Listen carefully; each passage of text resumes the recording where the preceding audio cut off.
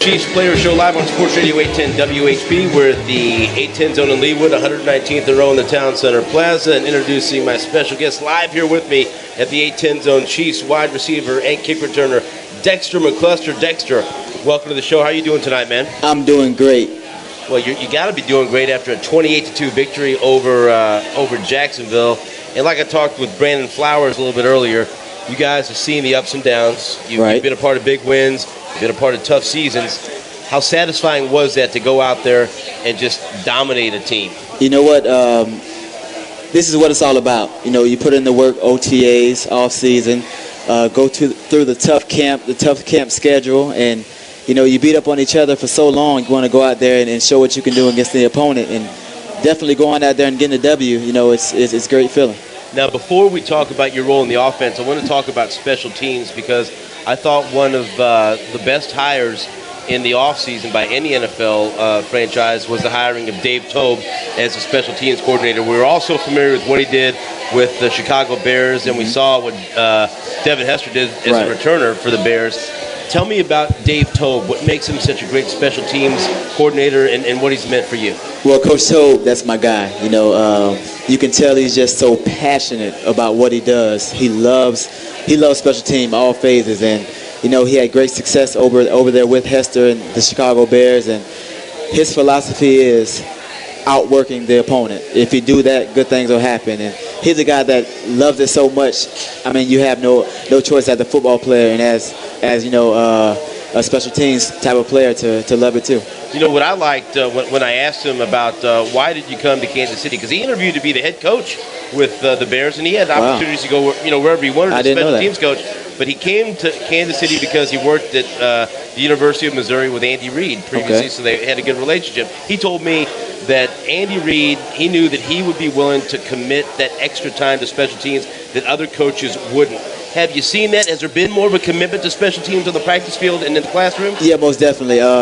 Like I said, Toub, he loves special teams. You know, it's a very important aspect of the football game, you know, special teams. You can win games on special teams, and he's a guy, he doesn't want to rush it. He wants to go out there and put in the work and get the reps and not be rushed. And Coach Andy Reid, he allows him to go out there and all the time he needs and for us to, you know, get every little thing, every little aspect that we need done. You know, it's not rushed. It's full go. You know what was not shocking, but a little bit surprising? We talked about all throughout preseason about special teams going to make a difference. Right. Special teams going to win games. And then right off the bat, they block a punt against the Chiefs. Like, oh, what happened there? You give up 2 points, but you get it back with that big return. Right. You had a 32 or 36-yard punt return that set up a touchdown. Right. So tell me about that punt return. You almost broke it, but it ended up resulting in 7 points. What did you see, and how did you get the 36 yards? You know what? On that punt return, I've watched it probably 10 times already, and I probably should have scored on that one. You know, I could have cut back cross field, the right side, but I had tunnel vision. But ultimately, I caught it, short kick.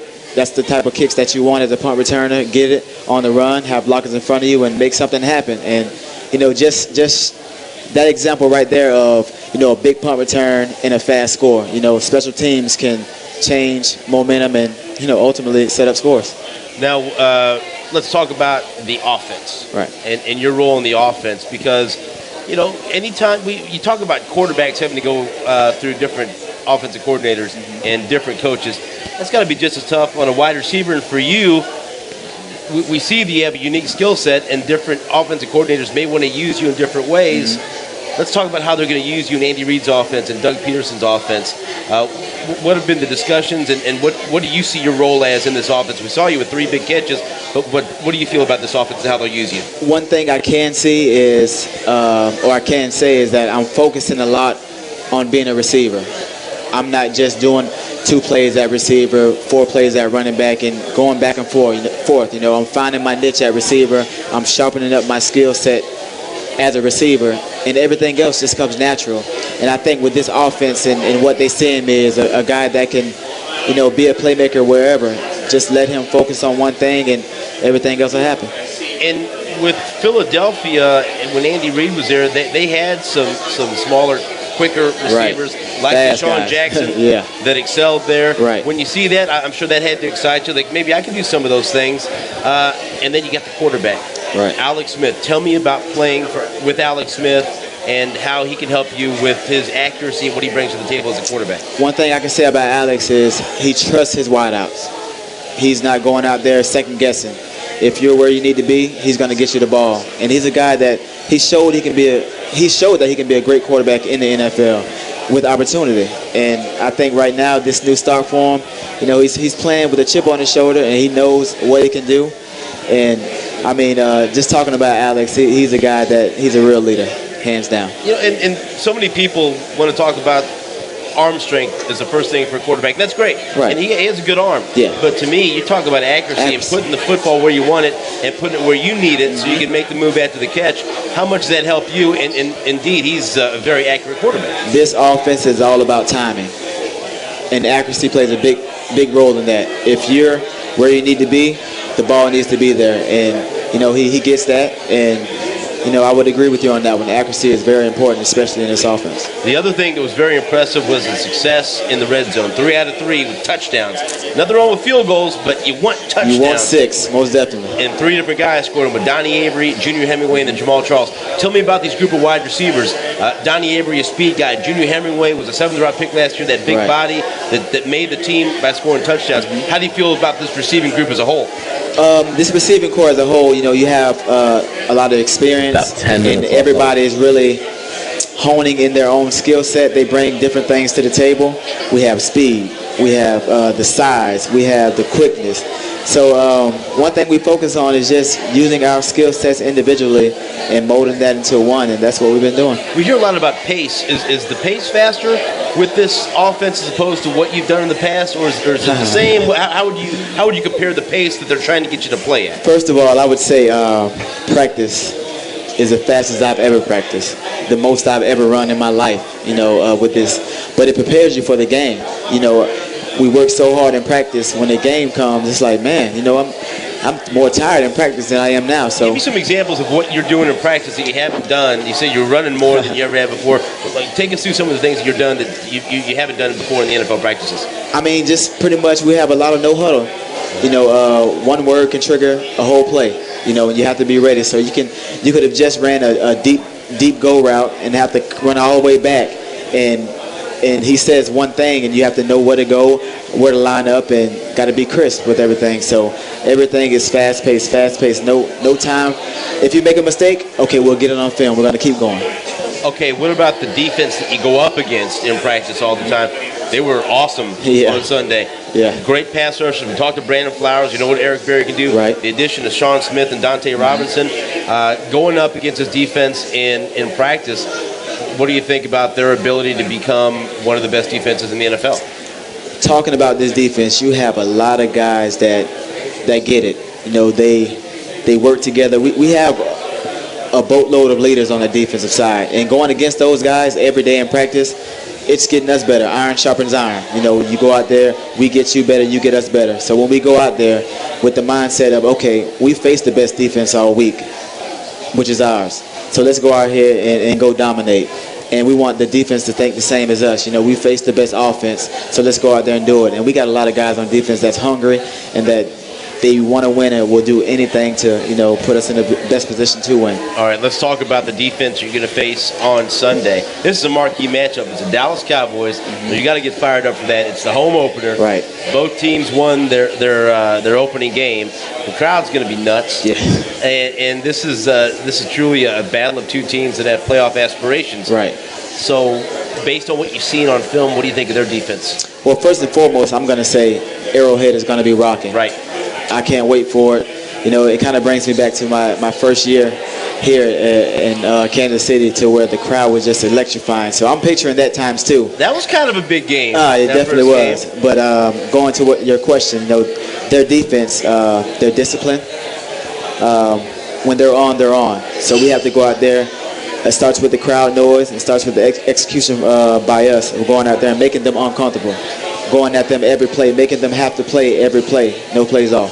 So if there's ever a point on Sunday that you look across the line and you see Brandon Carr, what's going to be going through your mind there? Did you ever have to battle him very much in practice? Oh, yeah. Do you still talk to Brandon Carr? Well, we don't currently speak or talk on a regular basis, but we do have that friendship. We played together. I faced him. My whole rookie year. He's a great player, great athlete, but when we line up toe to toe, the friendship is done until that game is over. Now let's talk about, Andy Reid is an offensive mind. He's known for his work with quarterbacks, and you always talk about Andy Reid's offense. Offense. I want to know more about Doug Peterson, the offensive coordinator. Not a lot of people talk about him. Right. Tell me about his personality and what he brings to the offense.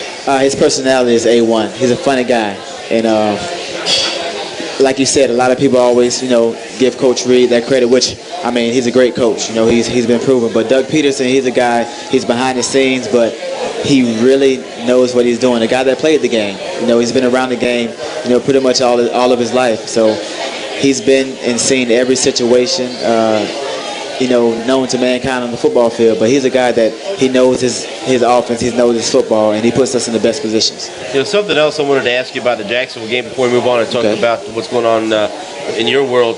The heat and the humidity was supposed to be a factor, and it didn't seem like it affected you guys, and that's a credit to the strength and the conditioning staff.